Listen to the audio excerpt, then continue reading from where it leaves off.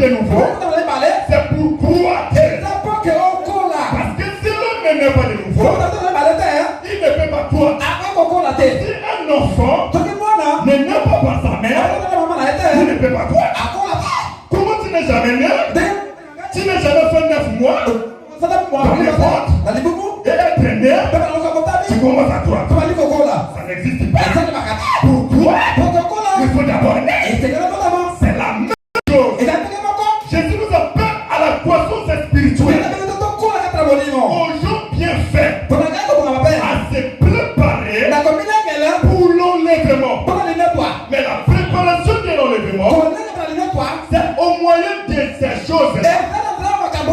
Voilà pourquoi nous devons fournir d'efforts, faire quelque chose pour entrer dans la stature d'un homme. Quand nous possédons ces choses, c'est par la Christ lui-même. Ils sont pour prendre le contrôle. Là, on dit que nous sommes parfaits. Mais pour atteindre la perfection, il faut d'abord combattre. Parce que si on n'a pas combattu, on ne peut pas atteindre la perfection. Voilà pourquoi nous avions dit dernièrement que ce qui est né de la chair est chair, et ce qui est né de l'esprit est esprit. Qu'est-ce que cela veut dire? C'est-à-dire que tout homme qui naît dans ce monde, quelle que soit sa famille, il a né de chair. Même si tu es né l'enfant d'un prophète, même si tu es né l'enfant d'un pasteur, même si tu es né l'enfant d'un docteur, même d'un évangéliste, même de qui que ce soit, si elle n'est péché, notre but, c'est d'être sauvé. Alors comment faire? La première chose, nous devons connaître. Jésus a dit dans Matthieu 11, verset 28, venez à moi, que vous tous êtes chargés et fatigués, moi je vous accorderai du repos. Donc cela veut dire que quand nous sommes païens, quand nous n'avions pas une vie chrétienne, malgré ce que nous sommes, notre problème à faire, premièrement, c'est de venir à Jésus. Parce que c'est lui qui connaît comment nous transformer, qui connaît comment nous changer. Jésus n'a pas dit, venez à moi, si c'est l'émotion. Vous connaissez bien parler français. Si c'est l'émotion. Non. Il n'a pas donné une condition. C'est ce que nous devons comprendre. Avant que nous rentrons dans la foi, qu'est-ce qu'il faut faire? Il faut connaître. Moi je suis né dans le péché. Quel que soit ce que je suis né dans le péché. Jésus m'a dit devenir tel que je suis. Donc moi, mon problème, je quitte d'abord la maison avec mes faiblesses, avec mes erreurs, avec mes péchés, avec mes manquements, avec mes imperfections. Parce qu'il m'a pas dit venez à moi seulement si tu as deux erreurs. Seulement si tu as deux erreurs. Ou bien tu as 3 erreurs. Non. Donc quel que soit ce que nous sommes, la première chose à faire, Jésus a dit, je viens à lui. Je quitte la maison. Je viens envers Jésus. Jésus, s'il m'avait dit, je viens envers toi. Mais voici, je suis venu envers toi. Alors qu'est-ce qu'il faut faire? La deuxième chose, la parole dit, la foi vient de ce qu'on entend. Romains 17. Et ce qu'on entend vient de la parole de Christ. Parce que quand tu viens, ce que tu dois faire, c'est d'abord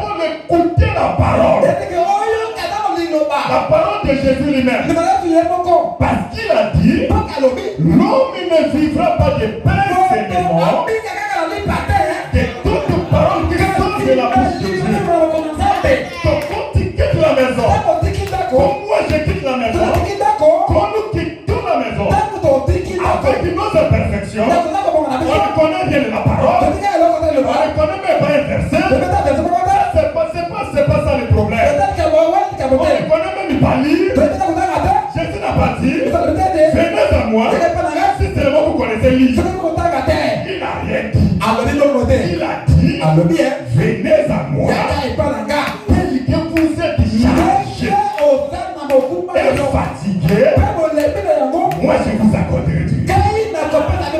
Tu viens. Je suis venu à Jésus. Là, je suis à Jésus. Il m'a dit ça. Je suis venu à lui. Et la chose suivante, il m'a dit, la foi vient des secondes noms. Les secondes noms vient de la parole de Christ.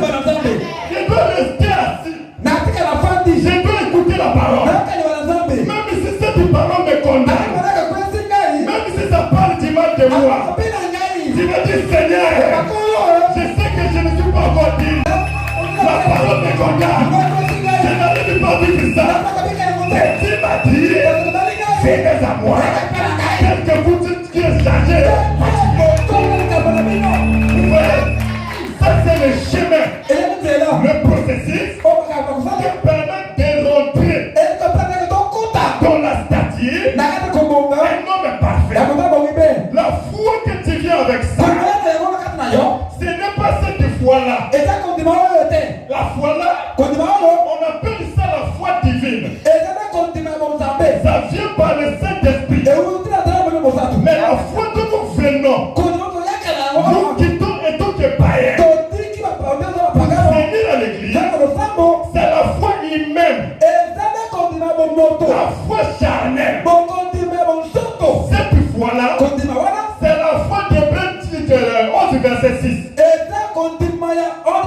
Où la Bible dit, il faut que ceux qui s'approchent de Dieu croient que Dieu existe, qu'il est le rémunérateur de tout ce qu'il est. Donc le problème du premièrement, il a dit, venez à moi, tel que tu es chargé et fatigué. Il n'a pas dit, venez à moi, seulement si tu as les belles baissées, ou bien si tu es comme cela, ou bien si tu es joli, ou tu es beau. Non, il n'y a pas une condition. Que tu sois beau, que tu sois laid, que tu connais parler, que tu ne connais pas parler, que tu sois comment. Il a dit venez comme ça. Tu viens, tu t'assois. Et quand tu t'assois dans la parole de Dieu, après tu dis, oh Seigneur, je suis venu à toi. La parole colle. Ce n'est pas que tu dois condamner le prédicateur. Non. Le prédicateur ne fait pas son travail. Lui, c'est Jésus qui veut te changer. La parole est dame. Tu dis à Seigneur, je sais, tu m'avais dit, venez à moi. Vous êtes chargés. Tu m'avais dit, ce ne sont pas ceux qui se portent bien qui ont besoin de médecins. Les malades. Je suis malade. Je suis venu. Parce que tu m'as dit de venir à toi tel que je suis. Je suis conscient, Père. La parole est donnée. La parole est cognée. Je suis conscient. Je n'arrive pas à vivre ça. Mais Seigneur, j'ai besoin de toi-même. Tu peux y faire quelque chose. Et la parole là, qui est sortie, qu'on prêche, la parole qui te condamne, la Bible dit, aujourd'hui 7 verset 17, sanctifie-le par ta vérité, car ta parole est la vérité. La parole qui sort là, que tu entends, c'est cette parole-là qui est la vérité. C'est cette parole-là qui est dit dans Jean 8:32. Vous connaissez la vérité et la vérité vous apportera. Ton problème, c'est de quitter tel que tu es.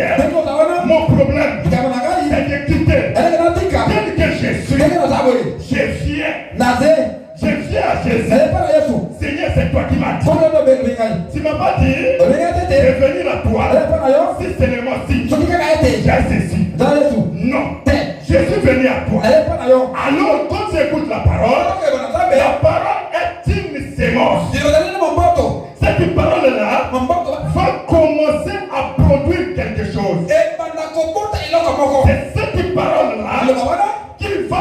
franchir. Et quand Dieu voit que nous approchons, nous sommes déterminés.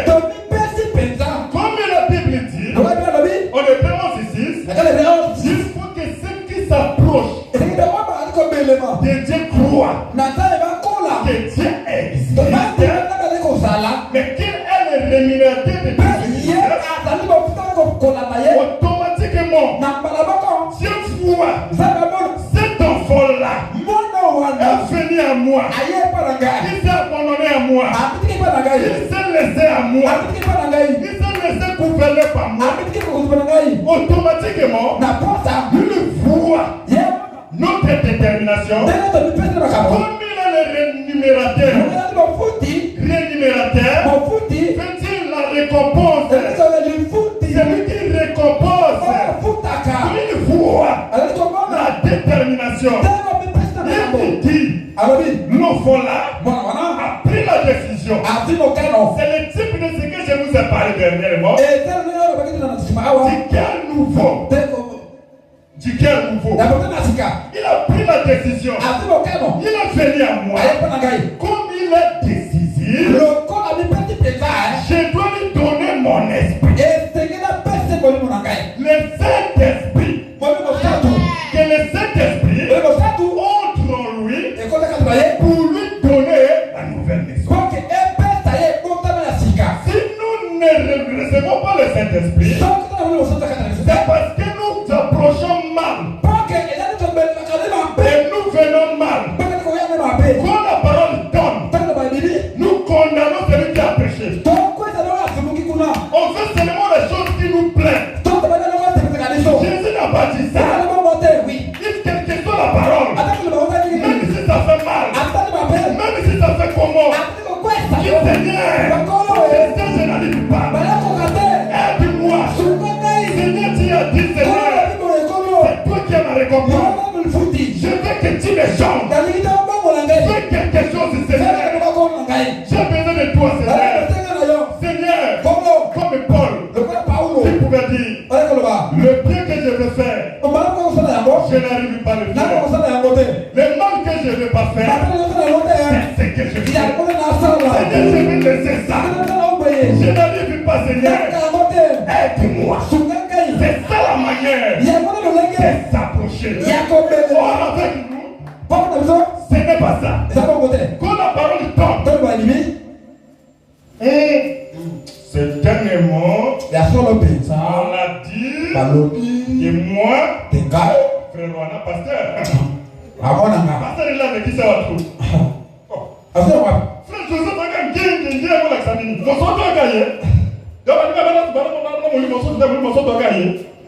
ça marche pas. Comment tous ces états-là, tu peux nous aider? C'est pas là que nous manquons les Saint-Esprit. Parce qu'on s'approche mal. Or, même si la parole donne nous on doit connaître tout ce qui est de la parole est bien pour notre perfectionnement, pour notre vie chrétienne. Quand nous venons à Dieu, la première chose, c'est de venir à lui, de s'approcher tel que nous sommes, avec un cœur décisif. Ayons la décision. Frère Branham a prêché la puissance de la décision. Derrière la décision, il y a une puissance. Donc on peut être décisif. Seigneur, je viens à toi. Seigneur, je viens à toi. Même si aujourd'hui, je ne vois rien, mais je crois, Seigneur, tu vas faire quelque chose.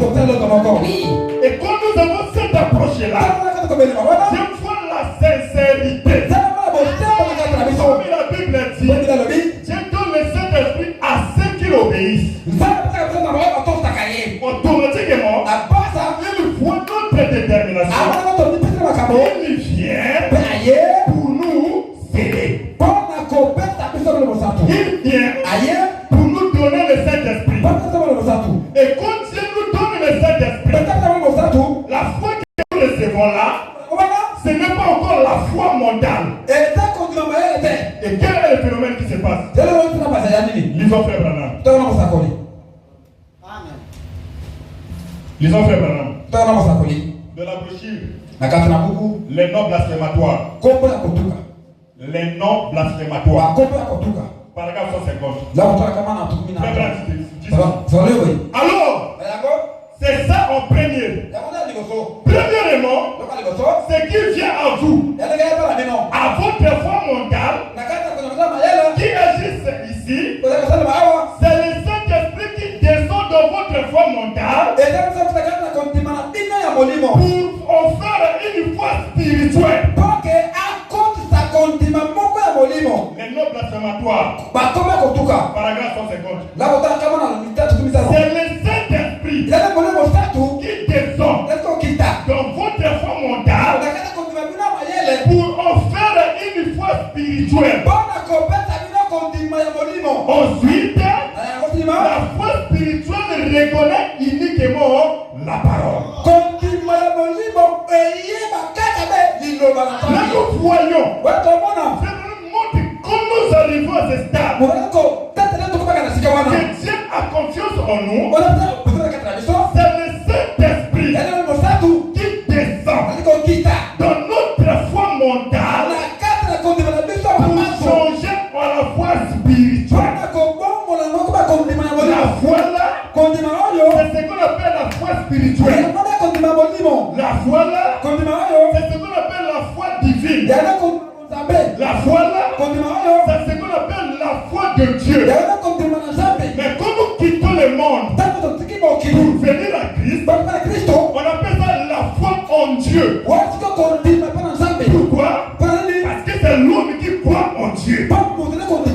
Mais quand nous recevons la Saint-Esprit, la foi là change. Ça devient la foi de Dieu. Pourquoi? C'est parce que c'est Dieu qui croit en nous par le Saint-Esprit. Donc il y a un changement qui se produit, qui se manifeste, qui s'exprime en nous. Avant tout, nous devons faire quelque chose, de voir notre approche. Si nous n'avions jamais reçu le Saint-Esprit, regardez comment nous approchons de Dieu. Regardons comment nous prêtons la parole. Il y a certains qui font seulement comme les docteurs qui prêchent. C'est là qui prêchent. Des Christiens. Ils sont contents. Quand l'évangéliste prend le prêt pour la sanctification, il n'aime pas. Il y a certains qui font seulement des miracles. Reçois la guérison. Reçois la guérison. Toi, démon, sors. Quand le prédicateur est dans cette position, il est content. Mais quand c'est le prophète qui monte dans la vision, dans la révélation, il dit, je vois, il y a tel démon, il y a tel démon, ici, tu es conscient, ça c'est moi le frère Vichy, qui a cet esprit, au cabinet prédicateur. C'est là où ça cause un problème. À cette condition, on ne peut pas recevoir le Saint-Esprit. C'est ce qui empêche la nouvelle naissance. Parce qu'on choisit la parole. On n'a pas dit l'homme vivra d'une partie. C'est toute la parole. Donc toute la parole donne. On dit, tu es béni. Tu auras l'argent. Tu vas voyager. On dit amen. Quand la parole donne, laisse le péché. Laisse ceci. On dit amen. Quand la parole donne, je vois ceci. Je vois. On dit amen. Quand la parole donne, ça parle de la foi. Ça parle de la guérison. N'importe quelle chose, on dit amen. On reconnaît. Même si on est coupable, on dit à Jésus. C'est de cette manière que nous pouvions avoir cet accès de commencer la marche spirituelle. Sinon, C'est là où ça cause problème. Et c'est quand le problème. Quand le frère Vichy prêche, On est comme ça, tu es content. au Sébéli. Parce que c'est un docteur. Parfois c'est rare qu'il soit dans la sanctification. Parce que ce n'est pas tout son domaine. Quand notre frère prêche, tu boudes. Parce que c'est un évangéliste. Sa spécialité c'est la sanctification. Quand notre prêche, tu boudes. Parce que c'est un prophète. Tu vois. Ça marche pas. Non. Il faut aimer toute la parole. C'est pas ça que nous pouvions posséder l'Esprit de Dieu. Voilà pourquoi Dieu nous dit aujourd'hui, chacun de nous doit revoir son expérience. Comment il s'approche de Dieu? Dieu a dit que la promesse est pour vous. Les promesses du Saint-Esprit est pour vous. Et pour tous ceux qui sont au loin, on est surnommé que le Seigneur notre Dieu les a bénis. Dieu n'a jamais menti. Dieu ne peut pas mentir. Il a dit il n'est pas un fils de l'homme. Il n'est pas un fils d'homme. Pour mentir ou pour se repentir. Mais il a promis le Saint-Esprit. Pourquoi toi? Pourquoi moi? Pourquoi nous? Nous ne le recevons pas. Et la faute est à nous. C'est voilà notre manière de s'approcher. Il y a un problème. Parce que tu as promis. Il a dit si tu crois, tu reçois. Même aujourd'hui là, tu reçois.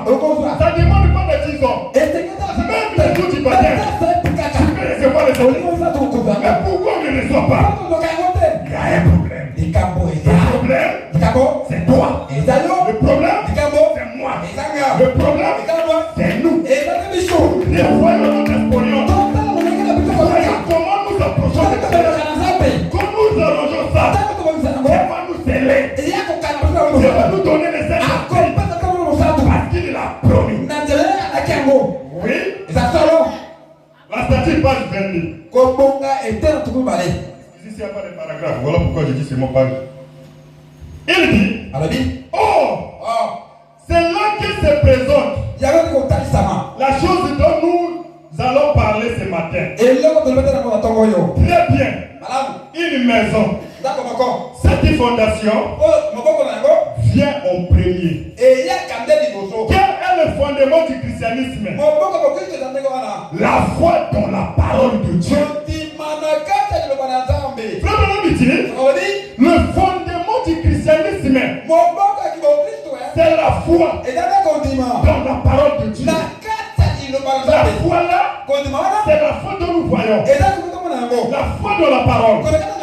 Pourquoi la foi dans la parole? C'est le fondement du christianisme. On est dans 11 verset 3. Nous voyons où la Bible dit, c'est par la foi que nous connaissons.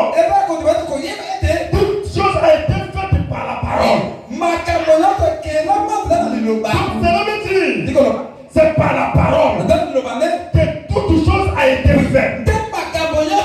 Alors quand Dieu a dit au commencement que la lumière soit, et la lumière fit, c'était la parole. Pour que cela vienne à l'existence, il fallait que Dieu lui-même puisse croire sa propre parole. C'est ça. Donc voilà pourquoi on dit que la parole parlée est la sémence originelle. Mais cette parole-là, si Dieu lui-même n'avait pas cru, on ne pouvait pas avoir ça. On ne pouvait pas avoir la lumière. Dieu a dit que faisons l'homme à notre image. Tu devais croire à sa propre parole pour que l'homme vienne à l'existence. Cela veut dire c'est la foi qui est le fondement, qui est la fondation de la maison, de la spiritualité. Voilà pourquoi en ce qui concerne la divinité, la parole nous dit tout ce que vous demandez en priant, croyez que vous l'avez reçu. On dit toujours on va toujours de la foi. On n'a pas dit tout ce que vous demandez en priant, pleurez. Que vous l'avez reçu. On n'a pas dit ça. On n'a pas dit que tout ce que vous demandez en priant, sautez. Que vous l'avez reçu. Ou bien criez. Que vous l'avez reçu. Mais croyez. Pourquoi pas de la foi? Parce que la foi c'est le fondement. C'est la fondation.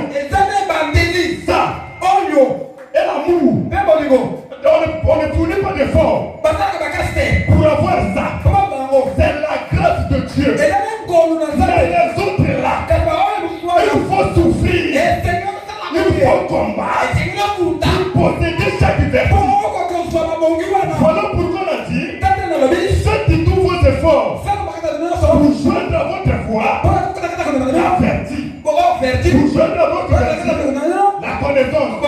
Mais on n'a jamais dit, faites les efforts pour avoir la foi. Parce que la foi c'est un don de Dieu. L'amour là aussi, c'est un don de Dieu. Dieu donne par sa grâce, par sa miséricorde. Mais les autres là, attendez, on va rentrer. Vous savez quoi? Il faut combattre pour posséder. Donc la foi ici, c'est le fondement. Et c'est cette foi qui est le fondement de tout. Attention, cette foi-là, ce n'est pas la foi de 1 Corinthiens 12. Cette foi-là, ce n'est pas la foi de 1 Corinthiens 13. En 1 Corinthiens 12, la Bible nous dit qu'il y a les dons de foi, les dons de sagesse, les dons de connaissance. Ce n'est pas ça. On tout est don. Parce que l'homme naît avec les dons. Mais l'homme ne naît pas avec les Saint-Esprits. Oui, à moins que ça soit une grâce particulière. Donc, c'est-à-dire que la foi de 1 Corinthiens 12, c'est la foi et donc des dons. La foi de 1 Corinthiens 13, 1 Corinthiens 13, où la Bible dit, là-bas, tu peux avoir la foi et transporter les montagnes, mais tu n'es rien. La foi là, ce n'est pas la foi là. La foi dont on parle là-bas, c'est la foi dont on parle en tant que don. On a parlé là-bas. Tu peux avoir la connaissance de tout le mystère, mais tu n'es que rien. La connaissance dont tu parles là, c'est la connaissance en tant que don. Et non pas en tant que vertu.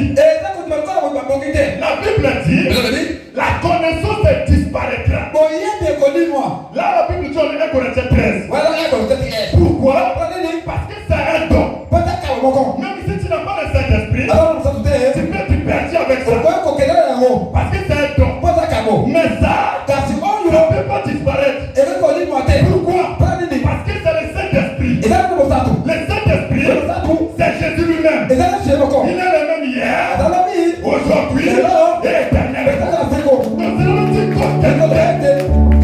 Donc, c'est le petit comme quelqu'un possède ça automatiquement. Ça veut que cette fois, il sera enlevé. Mais tu peux avoir la foi de faire des miracles. Je peux avoir ça. Il y a quoi? Il est estropié. Au nom de Jésus, lève-toi. Marche. Les quoi tes marches? C'est pas mauvais. C'est bien. C'est pour la gloire de Dieu. Mais ce n'est pas tout. C'est que nous cherchons. C'est ça. Parce que ça, c'est le Saint-Esprit. Continue à ça. Abraham dit, tu n'es pas scellé de révèle en révèle. Mais tu es scellé de l'éternité en l'éternité. Donc quand tu possèdes ça, c'est la révélation. C'est la fondation de la maison. Les autres là, ça s'appelle l'élévation. L'élévation de mille.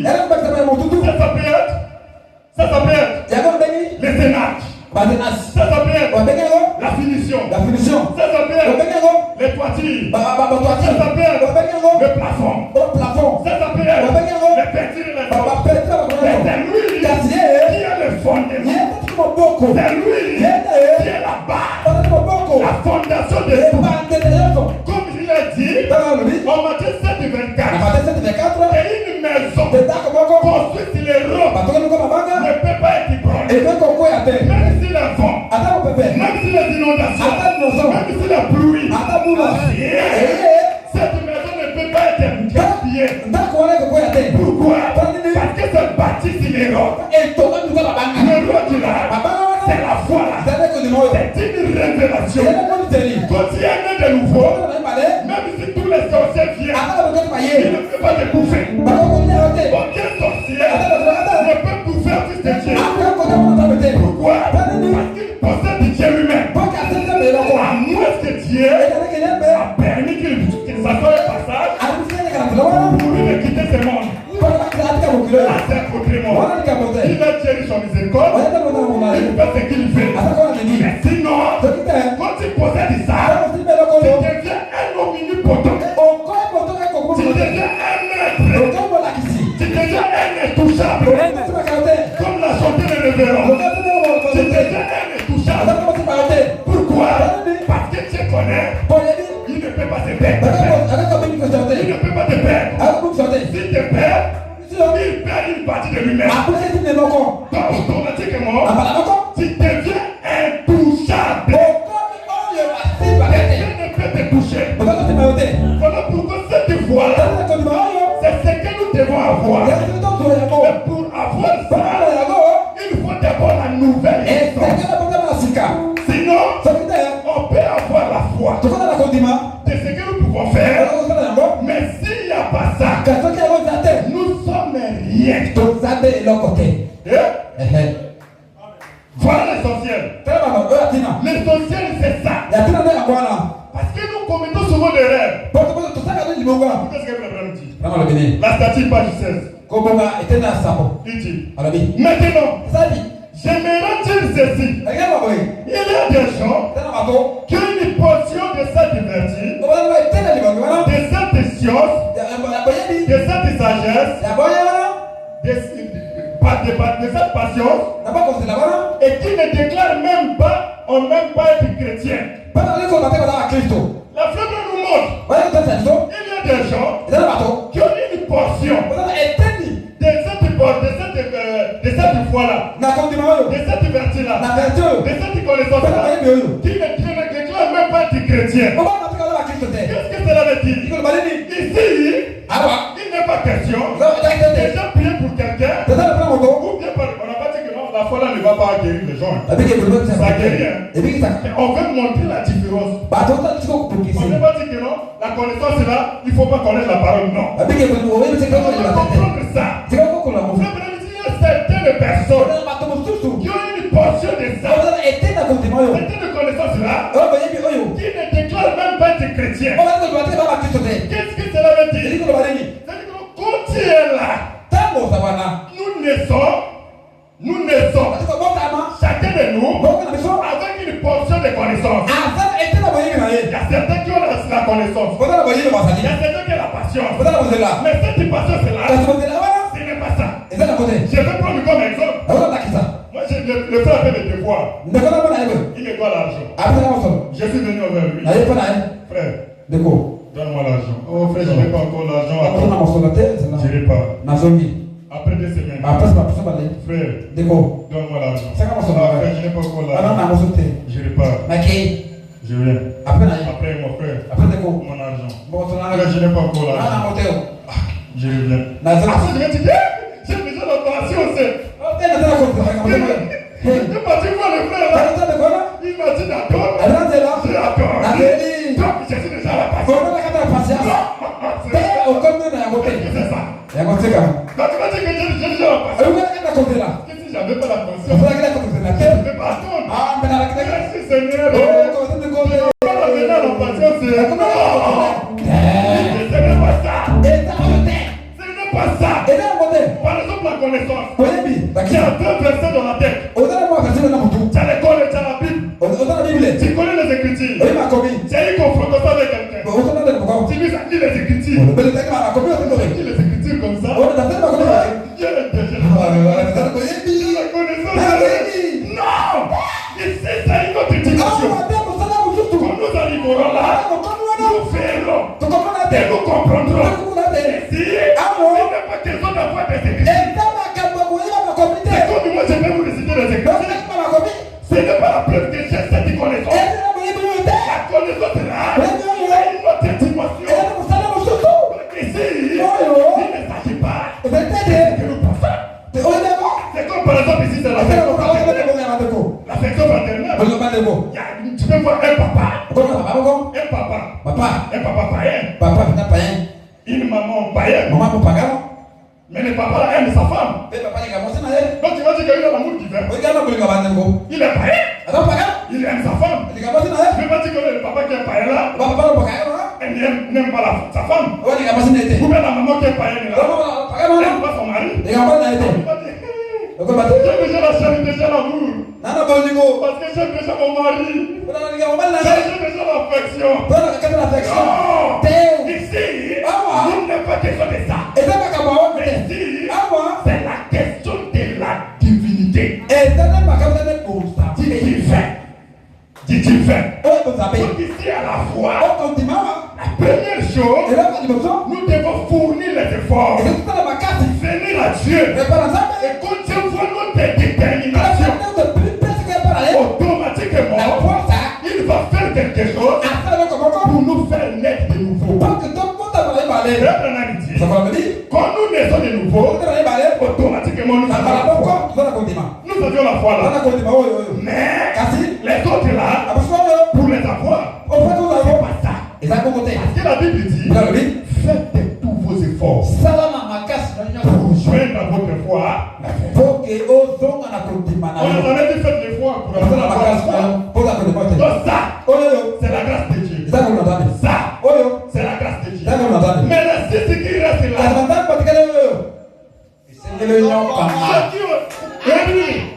Dans l'école, c'est comme moi je dis toujours. Comment je connaissais bien l'anglais. Comment je faisais le bac. C'était une autre personne qui m'avait donné l'anglais. Sinon je devais avoir 0. Et j'ai eu le bac. Je suis allé à l'université. Et je me dis, oh, mais ici, si tu ne triches pas, si tu n'arrives pas, tu vas redoubler. Mais pendant son temps, tu es échoué. Tu dois fournir toujours l'effort pour croître. Si tu ne fournis pas d'effort, tu resteras toujours. Ici, la foi, c'est le fondement. La foi là, c'est la statue. La foi de la statue, ce n'est pas la foi de 1 Corinthiens 12. La foi de la statue, ce n'est pas la foi de 1 Corinthiens 13. Là-bas, c'est le don. Ça disparaîtra. Mais ici, c'est le Saint-Esprit lui-même. Tu ne peux pas disparaître. Ça fait que cette foi-là, que nous irons à l'élever. Voilà pourquoi Dieu dit, vous, moi, nous, devons naître des qu'il pleut, qu'il neige, nous devons naître des c'est une obligation. Amen. On doit naître de nouveau. Si nous ne naissons pas de nouveau, c'est fini. Frère Branham dit, donc pourquoi les 7 a-t-il été donné? Paragraphe 153. Maintenant, si vous n'avez que la vie humaine qui vous permet de vous déplacer et de convoiter, celle qui vit dans les plaisirs est morte. Quoique vivant. Vous ne pouvez pas ressusciter. Vous pouvez être la fille la plus populaire de l'école.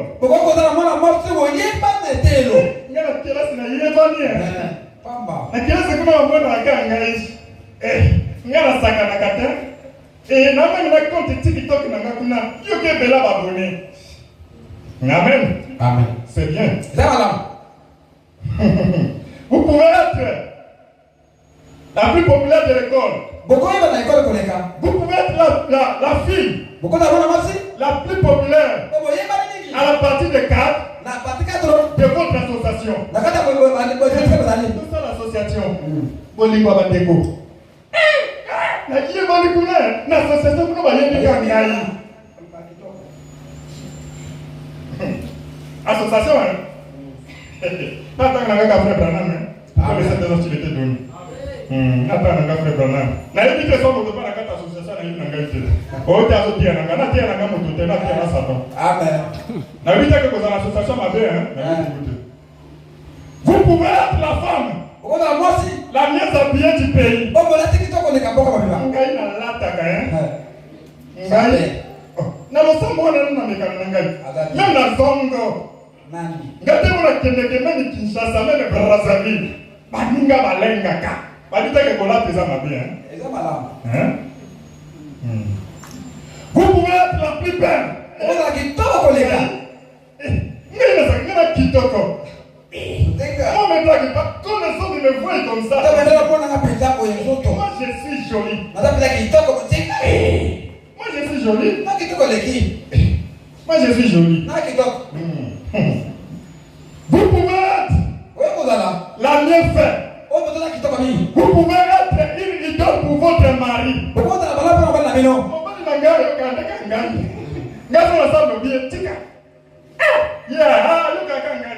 C'est pas mauvais. Je n'ai pas dit que c'est mauvais ou bien mauvais. C'est pas vrai, c'est bon, vous pouvez. Je dis seulement. Vous pouvez être toutes ces choses. C'est qui est merveilleux. Mais, pouvez-vous et pouvez être. Mais, pouvez être toutes ces choses. C'est qui est mauvais.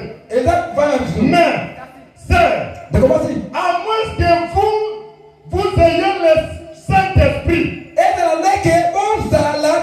en vous, qui est là, qui est la vie éternelle. Au bout de ce chemin, vous êtes finis. Il dit que si vous êtes belle, ce n'est pas mauvais, c'est bien. Mais il faut accompagner cette hypothèse-là avec le Saint-Esprit. Il faut être populaire comment? Ce n'est pas mauvais. Vous pouvez avoir des renommées. Vous pouvez être béni. Vous pouvez avoir des richesses. Vous pouvez être comme cela. Mais si ce n'est pas accompagné du Saint-Esprit, ce n'est que rien. Pourquoi? Parce que Ecclésiaste 12 dit tout est vanité. Donc on peut tout posséder. S'il n'y a pas le Saint-Esprit, ce n'est que vanité. Nous montre ici, même si on est béni, même si on a l'argent, même si on a des habits, on a des maisons, on a des avions, et si nous avions Christ, c'est la plus meilleure, la plus glorieuse, la plus bonne.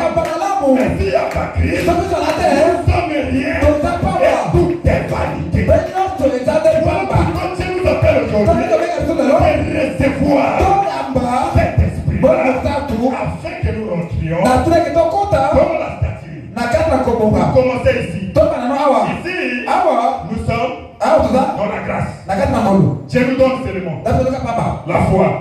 Mais lorsqu'on va voir la vertu, faites tous vos efforts. On va voir que c'est pas facile. Dans le chemin du ciel n'est pas facile. Voilà pourquoi Jésus a dit, c'est lui qui veut me suivre, qu'il porte sa croix et me suit. Parce que c'est pas facile. Il faut fournir des efforts. Il faut rencontrer des obstacles. Il y aura des combats. Il y aura des soulèvements. Il y aura des difficultés. Mais une chose est certaine. Il faut avoir cette expérience. À qui millions nous aider. À qui millions nous. On peut toujours les suivre. Et aller jusqu'au bout. Je dis Seigneur, même si je n'arrive pas, moi je sais, je vais arriver par là. Même si ça ne marche pas, Seigneur, moi je sais, ça va marcher par ta grâce. Parce que moi,